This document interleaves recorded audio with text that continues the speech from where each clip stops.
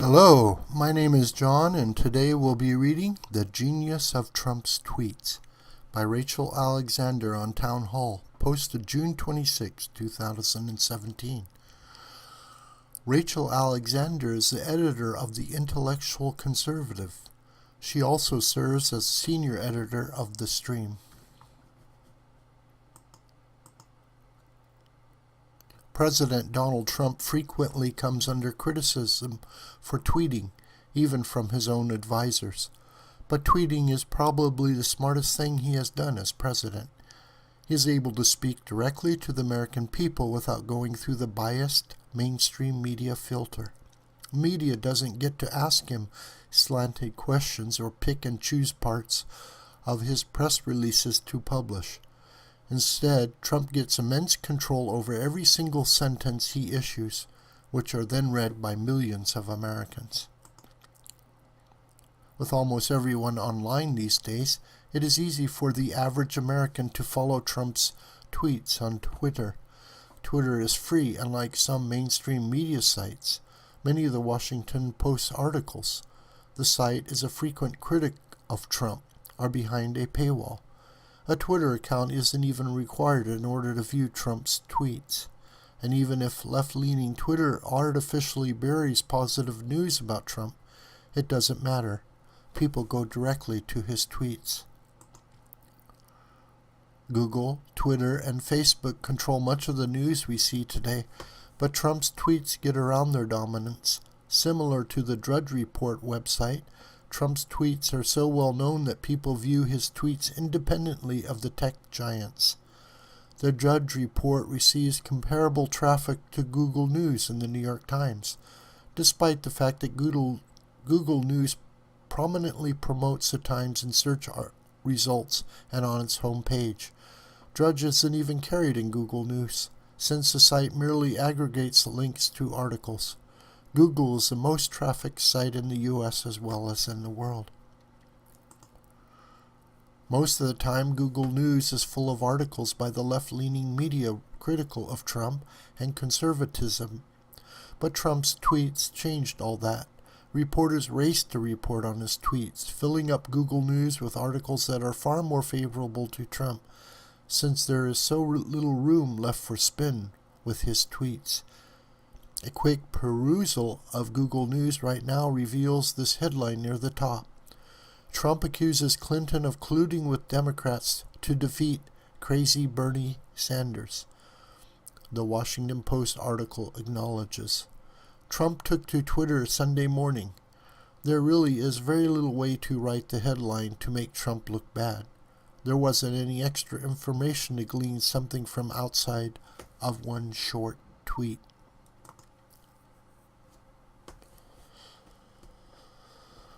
One sign of Trump's success at tweeting may be diminishing references to the Trump campaign's alleged collusion with Russia to influence the U.S. presidential election. Trump rails on Twitter frequently about the fake news media making up his ties to Russia. Although no evidence of collusion has emerged during the months the left-leaning media has made it a top story, the media ran with it for quite a long time. But Trump kept hammering the media over it, never letting up, sometimes with multiple tweets in a row. Finally, after fired FBI Director James Comey told Congress earlier this month that there was no collusion, the media showed signs of backing off. On June 22nd, CNN retracted a story. Rank-and-file Democrats in Congress are now urging leadership to stop talking about it. Trump's tweets, repeatedly labeling the mainstream media as fake news, combined with banning their journalists from news events or ignoring them at press conferences when they ask questions, is gradually chipping away at their dominance. Trump attacks CNN probably more than any other news site. Its website traffic has gradually decreased over the past year. In contrast, Breitbart, which is considered by some to be the number one pro-Trump news site, saw a steep increase in traffic right before Trump became president, which has remained at that level. Unlike CNN, Breitbart does not receive top favorable placement by Google News. Trump's advisors continue to pressure him to stop tweeting. They are concerned that without a filter he may tweet something reckless that could harm him. But so far he's tweeted several things that critics contend were terrible, yet they bounced right off of him.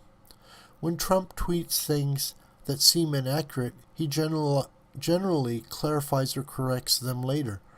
Critics are exaggerating the negative aspects of his tweets, but the public has the ability to read his tweets unfiltered and can see through the spin. Additionally, it helps that Trump is funny. He spent years in entertainment and knows how to drop clever one-liners. He keeps people engaged and coming back. His tweets often receive over 100,000 likes. Consequently, Trump is still fairly well liked, despite misleading approval polls, which contributed to his ability to accomplish more during his first 100 days in office than any previous president since World War II. Trump tweeted in 2013, "Sorry, losers and haters, but my IQ is one of the highest, and you all know it. Please don't feel so stupid or insecure. It's not your fault." It may have been arrogant, but his success with Twitter has proven his tweeting is sheer genius. He will go down in history as the president who figured out how to get around much of the biased media and talk 24/7 directly to the American people. This video is a production of the School of the White Crane. My name is John Brooker, and you could reach me through commentary on this video or through my Gmail listed here. Please share this video with family and friends and on social media. May God richly bless you.